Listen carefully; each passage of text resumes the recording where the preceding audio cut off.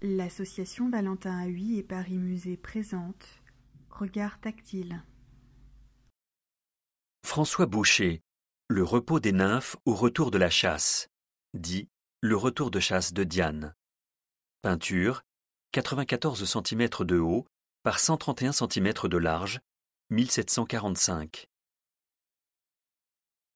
Devant la Diane de Boucher, concopitante au musée, je me figurais voir des marquises de ce temps qu'il s'était amusé à peindre dans un but peu recommandable et qu'il avait déshabillé et placé lui-même dans son atelier transformé en paysage.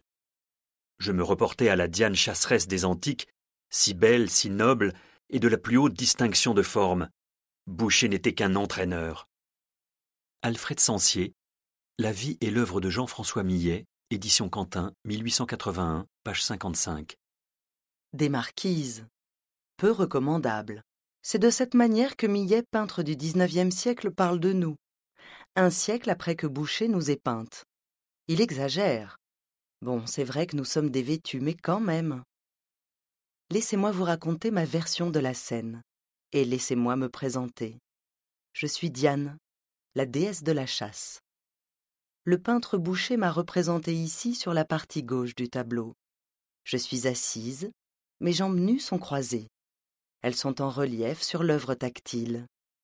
Autour de mon pied droit, celui qui est le plus en hauteur, j'ai une sorte de ruban bleu. Ce sont mes chaussures que je suis en train de dénouer. Ma main gauche est juste au-dessus. Mon avant-bras longe ma cuisse. En remontant encore un peu, il y a mon épaule et mon visage. Mon visage est de profil, tourné vers la droite, penché en avant. Mes cheveux blonds bouclés sont retenus sur le haut de ma tête. Mon buste est dénudé. Ma poitrine généreuse est vue de face. Mon autre bras, le bras droit, ici à gauche, est replié et ma main est posée sur la cuisse. Ce bras est à moitié caché par un grand morceau de tissu blanc. C'est ma robe qui est défaite. Je ne suis pas seule. En face de moi, à droite du tableau, Boucher a peint 3 de mes amies. Ce sont des nymphes. Les nymphes sont aussi des divinités, mais d'un rang inférieur au mien. D'ailleurs, sur le tableau, elles sont un peu plus bas que moi, car elles sont assises par terre. Elles sont également en train de se dévêtir. La plus à droite est de profil. Sa jambe horizontale rejoint la mienne. Les 2 autres, derrière, sont de profil et de face. Vous entendez ce doux bruit d'eau ? C'est la petite mare qui est devant nous.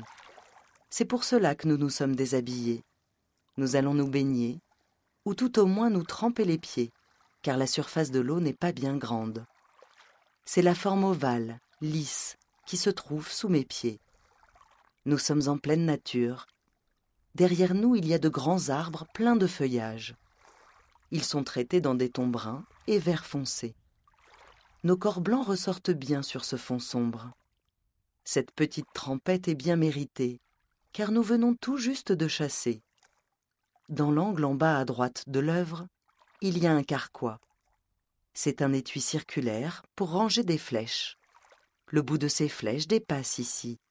Elles se terminent par de petites plumes. Qu'avons-nous attrapé ? Notre butin se trouve en bas, à gauche du tableau. Ce sont des oiseaux et un lapin, repérable à un amas de petites plumes. Allez les filles, à l'eau. Cette huile sur toile du peintre parisien François Boucher est conservée au musée Cognac-Jay, dans le Marais, à Paris. Ce tableau faisait partie d'un ensemble de 4 dessus de porte destinés à décorer un hôtel particulier. François Boucher peint une Diane chasseresse tout en élégance et d'une grande sensualité. On retrouve là un style caractéristique de l'artiste, souvent appelé le peintre des grâces. Les tissus proposent des touches de couleurs primaires à différents endroits, rouge, jaune et bleu. Boucher fait preuve ici d'un talent de coloriste et de peintre hors pair.